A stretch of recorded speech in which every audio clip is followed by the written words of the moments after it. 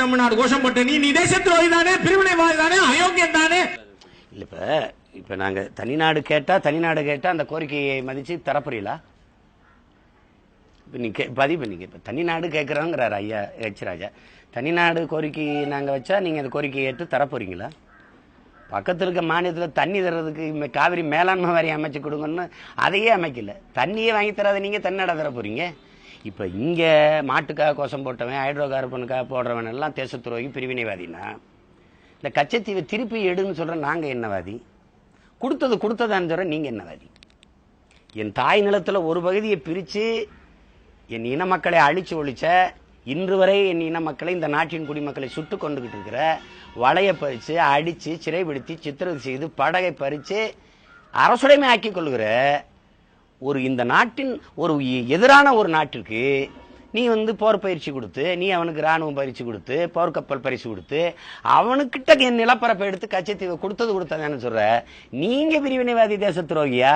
இல்ல அந்த நிலப்பரப்பை திருப்பி எடுத்து என் தாய் நிலத்தோட சேருங்க, இந்த நாட்டோட சேருங்க, அப்பத்தான் இந்த நாட்டின் குடிமக்கள், மீனவ மக்கள் வாழ்வாதாரம் பாதுகாக்கப்படும் போராடுற நாங்க தேச துரோகியா? சீமான் கேட்கிறான், இந்தியா எனக்கு என்ன செய்தது? உண்மைதான், உன்னை பிடிச்சி இன்னும் தேசிய பாதுகாப்பு சட்டத்தில் போடாம இருக்கிறது தப்புதான். அவர் ஐயா சொல்றாரு இந்தியா என்ன செஞ்சிச்சுன்னு நான் கேட்டேன்ட்டு. இந்தியா இவர் நாடுன்னு நினைச்சிட்டு இருக்காரு. இந்தியா ஏன் நாடு? இந்தியா பாரத நாடு, பைந்தமிழர் நாடு. வாங்க ஒரே இடத்துல உட்காந்து ரெண்டு பேரும் வரலாற்றை பேசுவோம். நீங்க யாரு, நான் யாருன்னு பேசுவோம். நீங்க இதுல யாரோட நிலப்பரப்புன்னு பேசுவோம். இது யாரு? இந்த நிலப்பரப்பு முழுதும் தமிழை தாய்மொழியாக கொண்ட நாகர்களே பரவி வாழ்ந்தார்கள்னு அண்ணல் அம்பேத்கர் சொல்றாரா இல்லையா? அதை பொதுவுடைமை தத்துவத்தின் பிதாமகன் ஐயா ஜோதிபாசு ஏற்கிறாரா இல்லையா? வாங்க நம்ம பேசுவோம். அப்ப இது யாரோட நாடுன்னு பார்ப்போம். என்னமோ நாங்க நம்ம தேங்காயை உடைச்சிட்டு ஒரு சில்லு எடுத்து கடிக்கிறீங்க மாதிரி போயிட்டுக்கிறீங்க. மொத்த தேங்காயும் என்னதுன்னு நான் சொல்றேன். இப்ப இதுல நீங்க இந்தியா என்னை கைது செய்யாம விட்டு இருக்கிறதுன்னு சொல்றீங்க. தயவு செய்து கைது செய்யுங்கிறேன். என்னைய நீங்க தயவு செய்து என்னை கைது செய்யுங்க. இதை விட நீங்க எனக்கு ஒரு உதவியும் செய்ய முடியாது. நீங்க கைது செஞ்சா பாருங்களேன்.